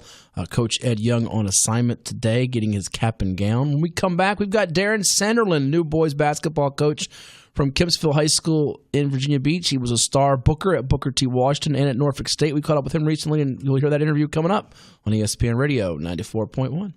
This is High School Sports Talk, presented by VirginiaPreps.com on ESPN Radio 94.1. At this time on ESPN Radio 94.1, joined by a special guest, introduced on Tuesday night as the new head boys basketball coach at Kempsville High School in Virginia Beach. You know about his decorated career at Booker T. Washington High School in Norfolk as a player and as a coach, as well as Norfolk State. The accolades and accomplishments go on and on. Darren Sanderlin with us. Coach, first off, congrats on becoming the new head basketball coach of the Kempsville Chiefs. How's it feel to you? It feels pretty good. Feels real good, actually. I feel reinvigorated to be able to take over a program that seemed from the outside looking in so promising. Yeah. At your ceremony, a guy that you played with at Norfolk State came all the way up from Atlanta to see you. A, how surprised were you? And B, tell us about him. I know his son's a pretty good player as well. Yes, sir. James Walker was, when I transferred to Norfolk State, he was a junior and I was a sophomore. So, you know, I kind of followed his lead and watched how he went about work and being dedicated to the game and being disciplined as far as being on the campus and having that kind of freedom, but still maintaining his focus to be an excellent basketball player. So he came down 2 weeks ago with his son, and I was telling him about the situation that I was in as far as about to leave Booker T and embark on another school, and and I worked his son out 5:30 in the morning. I was working him out because his son's McDonald All-American. He should probably be getting major minutes at Florida State next year, and pretty good player too. I mean, could you have taken him 1-on-1 back in the day? Back in the day, back in the day. But he said he was coming back for this, and it was a great surprise to see him here. I know it's got to mean a lot to you. Tell me, Booker T's your alma mater. I mean, yes, you were a legend there, a living legend, and you had a lot of great years there. And you had some rough years, but you got a little bit close to where you're competing. Was it hard for you? Did you wrestle with it leaving? And why did you leave for this particular job at Kempsville? Well, it was hard. Actually, it was harder than people know. They think it just happened overnight. No, this is something I was pondering. And I just think that maybe the kids need something new. I knew I needed something new. I needed a new challenge. I like building a program, because when you build a program, you really impact lives, young lives, and then you're actually the catapult of their dreams. Well, it's funny. I've heard two reactions from her. One, the initial reaction is, "Oh my gosh, Kempsville got Darren Cinnamon. That's a home run hire." The other reaction is, "I don't know if he fits Kempsville identity-wise." Your reaction to those reactions and kind of how you've mentally processed it as you go into this new situation with the Chiefs in Virginia Beach, leaving Norfolk, where you've pretty much been all your life. Now, granted, you did play professionally overseas, but your reaction to those thoughts and how do you kind of process it all? Well, basketball is universal. It's played the same way no matter where you go. It's about how you initialize the game, and I believe that I'm pretty fundamentally sound type of coach, meaning let's do the things that we know are right. Let's do the things that we know will help us win. And that first thing is being together. So that's my challenge, is to come in, make sure these guys understand that we're going to be together. And we're going to win together. We're going to lose together. And the most important thing is it's going to take time. This is not, I'm not riding here on a donkey now. You know what I mean? I'm not riding here on a donkey, but I am coming in here to impose my will to win. A few more minutes with Darren Centerland, the new head boys basketball coach of the Kempsville Chiefs, with us here on ESPN Radio 94.1. Over 200-plus wins, a state championship in 2006 with the Bookers. Also got it done as a player at BTW, now embarking on a new journey. And this is a program that had a coaching change late last season, missed the 8th seed in a very competitive Region 5A field, which is where you're in now, with one of your former players who won a state title at Maury and Brandon Plummer, and the Norviews, and the Green Runs. Speak on that, because you mentioned in the press conference the potential. You see these guys on the verge. What do you see out of them, even though you haven't worked them out and gotten to see their individual skills yet? Well, I like their attention. I like their eye contact tonight, and I like the way they really were scanning me to try to really figure me out. But I'm going to make it plain. They won't have to figure me out. This 5A is very tough around here. It's very tough all over, actually. Getting in's an accomplishment in a way, isn't it? Yeah, yes, sir. Getting in, that's right. And of course, everybody was competing. I think, maybe coming down the wire in the playoffs, you maybe had like 1-point victories. Well, you had a three-way tie. You had Maury and Green were the top 2 seeds. Right. Mansfield had a great resurgence of Lamont Struthers as a 3 seed, but then you had Nansemond River, Ed Young a resurgence, Kickintan, Norview. You had teams that were 6, 7, and 8 seeds that are live teams, which might be the Chiefs next year. Hopefully it will be. We're gonna get after it. We're gonna get after it, and we're gonna learn each other. We're gonna respect the game. We're going to respect the game of basketball. Just certain things you got to do. You got to get up and down the floor. You got to defend. You got to rebound. And then you got to execute. And if we can do those things on a consistent basis, that determines how good we're going to be. Last two, Fred. Thank you for your time. I hear this from Ed Young all the time on Saturday mornings with me, that some of the biggest trophies for him are seeing the kids go on to college. And I know that means something to you. And then also, speak on that piece, A, and then B, watching Brandon Plummer this year win a state title at Maury, what did that mean to you? You have to be in it for the kids. You have to be in it for the kids, like I was telling them in the press conference. Watching a kid that go off and achieve their goals that they dreamed about, that they work hard for, you can't put a price on that. You just can't put a price on that. And it gives you a peace, and it gives you a love that is just unexplainable. You know what I mean? Brandon was a young Darren, wasn't he? Exactly. And this year I was so proud of him, because we were able to talk. Within battling, And, I was able to share some things with him. He was able to share some things with me. And we kind of bounced off each other. And to watch him go through what he went through and bring his team around to peak right at the right time, to accept their roles. Because, they got a few great players on that team. Yeah. Congratulations to Chase Coleman for third walk-on at UVA, national champs. And, and Plummer was able to get those guys to buy into being together and shake that chemistry up where guys accepted their role. Clarence a junior, but he became their number one guy. And Chase being a senior and Brian Phillips being a senior. Those guys relinquished that for the sake of the win. Wins always take sacrifice. Sure, it was like you're teaching him, who's teaching them. Who was kind of that big influence for you as you got into coaching and made that transition from playing to coaching? Because you were no shabby player. It was two guys. Okay. It was Zeke Avery in high school, Malcolm Zeke Avery in high school. I know a lot of exactly. He went on to Hampton and win CIAA championship, won back-to-back state championships at Booker T, and Coach Charles Christian, the late great Charles Christian from Norfolk State. Rest in peace. Because I wanted to be the man. I'm going to get it done. I'm going to do my thing.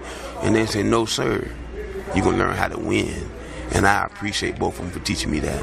Last one, I thank you for your time, and I'm so looking forward to seeing what's in store for the Chiefs this winter. All right, people are hearing this now that are a Kempsville alum or a fan that are riding around the car. What can they expect from Darren Sanderlin's Kempsville Chiefs right off the bat? What can they expect? I know you're going to put a win total, but what can they expect out of them? Intensity that will warrant you to come out and want to support. We will play basketball at a high level. Well, it should be an exciting campaign coming up 2019-20 for the Kempsville Chiefs in Virginia Beach. Darren Sanderlin, the new basketball coach. We look forward to it, and I'll see you soon, buddy. Yes, sir. Thank you, Matt. Appreciate you. And I'd like to give a shout-out to Kenneth Brown, Lake Taylor's High School basketball coach who resigned. Retired. I love you, Brown. Stay up, baby. There you go. Thanks so much. Darren Sanderlin with us here on ESPN Radio 94.1. Now back to high school sports talk on ESPN Radio 94.1, presented by VirginiaPreps.com. Here's Matt Hatfield and Coach Ed Young. You'll be hearing Coach Ed Young in Fact or Fiction just a bit. He is not here today on assignment at graduation, getting his cap and gown. I am Matt Hatfield, Thomas Simmons, other side of the glass. It's been a jam-packed show.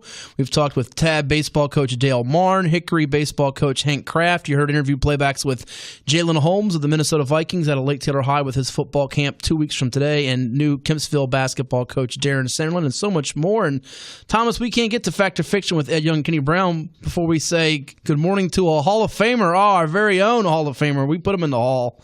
We're talking about the longtime retired sports writer from the Daily Press and HRVarsity.com, a frequent contributor here to ESPN Radio 94.1 and VirginiaPreps.com. Our good buddy Lynn Burke. Lynn, how you doing out there? I'm doing well. I'm doing what's a fun Saturday morning over in Hampton at Hampton Christian Academy. They just named the baseball field here at the school for Mike Moore, the longtime coach here and athletic director. Just a fun morning. About 400 people there. He had no idea. He was totally surprised. Oh, nice. So it was a total shocker for him. He said he was there for how many years? He's been at the school here for a long, long time. Wow. He's an institution here at Hampton Christian. Did he tear up at all? Oh, yes. Oh, good. Yeah, he was, because he had no idea. As soon as he walked out, the place gave him a standing ovation, and they handed him a Kleenex. That's awesome. So two of the greats in Hampton there, and also Danny Mitchell, as you know, was it last year at Hampton High got his baseball? It was last year, and I sat with Danny and his wife there at the ceremony, so I got a chance to chat with Danny and with Cindy. And I think it's about 3 baseball fields at Hampton named after coaches at Kickotan, named after Buddy Denton, the longtime coach there. So there you have it. Mike Moore at Hampton Christian, the school's athletic director and former baseball coach, getting that, which was a secret ceremony, and he gets it today. That's terrific. And good that the weather held up for that ceremony to get in. Yeah, they did it inside because it hasn't rained, but it's still very muddy out on the field. Okay, so they moved it indoors. All right, good deal. Good deal. How's that else going, Lynn? Good for you? Everything else is going fine. Hopefully with you here for long when Ed's on another assignment at some point. That'll be soon. Otherwise, we'll just sit at home on Saturday morning in the recliner and listen. Oh, we appreciate it. Did you hear the intro this morning with the nice little ceremony thing we did for Ed, or did you miss that? I did not. Is that finally graduating today? Yeah, we'll have to send you that. It'll be up on the replay for folks that missed it. Like if you're like Lynn tuning in now, we'll have that up on our replay later on VirginiaPreps.com. So you'll have to give me your instant feedback when I send it to you, all right? I will do that. Thank you, Lynn. Enjoy your weekend. Appreciate the call, Lynn. See you, Matt. Thanks. That is the one and only Lynn Burke with us here on ESPN Radio 94.1, our own living legend, and he should be in some kind of Hall of Fame, Thomas. It's amazing. The guy has seen and written and done more with high school sports than I think just about anybody in our town, and I dare say with the state now that we don't have the late, great Marshall Johnson with us anymore, and he's terrific. All right, we did Fact or Fiction last week, but folks, it was after the show was over. We had to record it, and I want you to listen carefully to question 2 in this entire segment. This is Coach Young, Coach Kenny Brown, who we had in studio last week, retiring Lake Taylor basketball coach. Here is Fact or Fiction on ESPN Radio. Welcome back to High School Sports Talk presented by VirginiaPreps.com on ESPN Radio 94.1. I'm Matt Hatfield with the coach Ed Young, my colleague from Nansemond River High School, and a special guest we had in studio with us last week, the head boys basketball coach from the past 18 seasons at Lake Taylor High in Norfolk, Kenny Brown. He's retiring after a decorated career of more than 250 victories and a state title in 2018. And Coach Brown, you're our guest. It's time for our favorite trivia game. I don't think we played this when you won the state championship. We bring on many select coaches and players to participate against Coach Young in fact or fiction. Are you ready to be a contestant and make this thing happen? I'm ready to go, Matt. I'm ready to go. Ed, are you ready? I'm always ready. Okay. Even if you weren't, we were still going to play the game. So that's what I'm saying. That's why I got to be always ready. All right. Since Coach Brown is our guest, he is up first, and here's how the game works. We ask 5 questions worth 1 point each. It's trivia related with high school sports and sports in general. Then the bonus question worth 2 points. And here we go. Coach Brown, you're up for question number 1. Are you ready to go? I'm ready to go. Question number 1, and it is soccer. And mind you, we are recording this to play back, so this is before the state quarterfinals, folks. Coming up on Tuesday at Warner Stadium in boys soccer, Jamestown plays host to Monacan in the Class 4 boys state quarterfinals. And Coach Brown, you're in Class 4. Yeah. Young man for Jamestown by the name of Michael Meese. He has been tearing it up this year. He's got over 100 goals in his career already. He has more goals than the entire Monacan team does this season. Is that a fact or is that fiction? You want me to repeat the question? Yes. Okay. Jamestown, their star soccer player, Michael Meese, has more goals this season than the entire Monacan team does going into their state quarterfinal matchup. Is that a fact or is that fiction? Fiction. All right. Coach Brown says fiction. Ed, I'll repeat the question. Jamestown, as we record this before the state quarterfinal game with Monacan, their star, Michael Meese, has more goals than the entire Monacan team. Coach Brown says fiction. Do you concur or do you think that's a fact? I'm going to say fact. Ed says fact. Kenny Brown says fiction. And guess what, America? Kenny Brown gets a point. It is fiction. 50 goals for Michael Meese going in. Monacan's team has 61. But think about that, guys. He's got 50 by himself. The entire Monacan team has 61. So our score has Ed Young trailing. He's used to this. 1-0. Kenny Brown's in the lead. But Ed, you go first for question number 2. I'm a slow starter. You're a slow starter. Let's see if you're a fast finisher. Question 2, Ed. Hanover and Great Bridge have never met before in the state playoffs in baseball as we go into the quarterfinal round. Fact or fiction? Hanover and Great Bridge have never met before in high school baseball state tournament as we head into the state quarterfinal round. Is that a fact or fiction? I'm going to say fiction. All right. Ed says fiction, Coach Brown. Hanover and Great Bridge, as we record this, are getting ready to play in the state baseball playoffs in the quarterfinal round. They've never met before in the state playoffs. Is that a fact or is that fiction? Never is a big word, so I'm going to say fiction. All right. So he says fiction. Ed, you said? I think I said fact. You think you said? You don't even remember what you said. See how he does it? Trick this game. Kenny Brown said fiction. What are you saying? I'm saying fact because they have met. You're saying it's a fact. Yeah, they have met. All right. I'm sorry to disappoint you, Kenny Brown. He's tied you up. It is a fact. They met back in 2013 state championship. Hanover won the game. So it's 1-1. He tied you up. But you're all right. You're not losing yet. It's okay. All right. Okay. Question number 3. Here we go.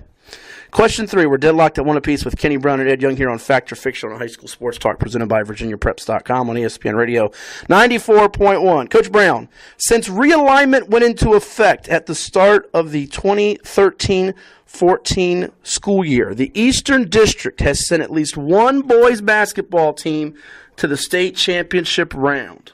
Is that a fact or is that fiction? That's a fact.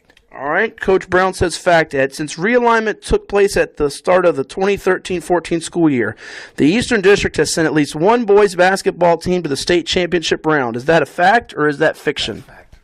They both say fact, and it is a fact. Norcom's been there 4 times, Lake Taylor a couple times, Maury and Norview 1 apiece, so we're still tied up at 2-2. Question number 4, and Ed, you go first. Back to realignment. Since it went into effect at the beginning of the 2013-14 school year, Virginia High out of Class 2 is the only school to repeat as state baseball champions. Is that a fact or is that fiction? See how he's thinking, Coach Brown? He's really trying to make this. You can't cheat. You can't look at my touchpad over here. Since realignment went into effect at the start of the 2013-14 school year, Virginia High out of Class 2 is the only school to repeat as state baseball champions. Is that a fact or fiction? Baseball champions, as a state baseball Correct. champion. We're talking about baseball here. Oh, boy. Fact. He says fact, Coach Brown. Since realignment went into effect at the start of the 2013-14 school year, Virginia High out of Class 2 is the only school to repeat as state baseball champions. I'm going to say fiction. Coach Brown says fiction. Coach Young says fact. And doggone it, Coach Young took the lead. It is a fact. 2014 and 2015, Virginia High is the only one. So Ed has a rare lead in this game. You looked at my touchpad when I went in the break room, didn't you? You're cheating again. I didn't know what a touchpad is. Oh, stop that. He's cheating. Well, Kenny Brown, you're going for question 5 here first. So you're still not out of it. Only down 3-2 here. Question 5, Coach Brown. Here we go. According to the VHSL record book, Booker T. Washington holds the record for most points in a single boys basketball game. Is that a fact or fiction? Fiction. Coach Brown says fiction. According to the Virginia High School League record book, Ed, Booker T. Washington holds the record for most points in a single boys basketball game. Is that a fact or do you agree with Coach Brown that it is fiction? I used to know this. I think. Well, you used to know doesn't give you a point, so you got to give us a guess. I think it is fiction because there's another team out west that had more points. Well, I hate to disappoint you both, but according to the record book, it's a fact. Back in 1961, they scored 173 points. Jesus, that's a lot of points, isn't it? Man. It's a lot of points. I was hoping to give Coach Brown a point here so I can make fun of you, Ed, but it is time for the bonus question. And see how this works. Since he's up 1, if I make you go first, he can just take the same answer as you and win the game. We don't want to do that, do we? No. So we got to make him go first. Absolutely. That's what we want. So we're going to make Ed go first here for the very, very, very tricky 2-point bonus question. And it has to do with college baseball. Cal State Fullerton missed the NCAA baseball tournament for the first time since 1991 this year. The very next year, they made it to the national championship game. Is that a fact or is that fiction, Coach Young? You got to give us a guess. You can't just sit there and pray. God's not helping you on this one. They were out the one year, then the next year they went all the way to the championship game. That is the question. Yes, that is the correct question. He's going to go, it's a fact, Coach Brown. Cal State Fullerton missed the NCAA baseball tournament since 1991, the first time since 91 this year. The very next year in 92, they made it to the national championship game. Is Ed right, it's a fact, or is it fiction? I think, I saw something on that. I think they lost in the super regional, so I'm going to say fiction. All right, can Kenny Brown take the win at the very end, at the buzzer? I thought he was going to, but it's a fact. Ed won. And they actually they made it to the championship game and lost to Pepperdine the very next year. So you take the L, Coach Brown. I'll take a game. See, I still think he cheated, don't you? I don't know, but The one I should have known was Booker T. Yeah, that was a good So win. we can take a point away from him then, right? Call it a tie. Yeah, that's right. That's a tie. It's a draw. Ed doesn't get a win. It's a draw. Well, thank you for playing, Coach Brown. Congrats again on a great career. Don't be a stranger, and we'll talk to you soon. Definitely. I appreciate it, guys, for inviting me out. Ed, you got the win. my day's miserable now. Well, I mean, what can I say? You study your craft, you know your craft, you win. What a cocky fella, Thomas. And you know what? He bamboozled us because he didn't even remember what he picked on question 2. He said fiction, and he changed it to fact, and Coach Brown said fiction. I forgot to give Kenny Brown the point and take it away from Ed. Kenny Brown, we want a recount. It's not fair. He totally cheated. We'll do the game again. All right, here we go. We're out of time. Thomas, it's time for the Belmont Stakes. I'm going Master Fencer to win, Tacitus to place, and Sir Winston to show. What do you got? Man, is War of Will really 2-1 odds? That's what it looks like. Okay, Vegas people know things that we don't, and 2-1 odds that's aggressive. I just have to trust that they are smarter than me. You and Kyle Hightower got that. I'm going to say War of Will, and then I like this name Tacitus. You like Tacitus? So give me the 9-5 odds. Also, just going to take the 2 heavy favorites. That'll do it. Trust Vegas for High School Sports Talk. We'll talk to you next Saturday right here on ESPN Radio 94.1.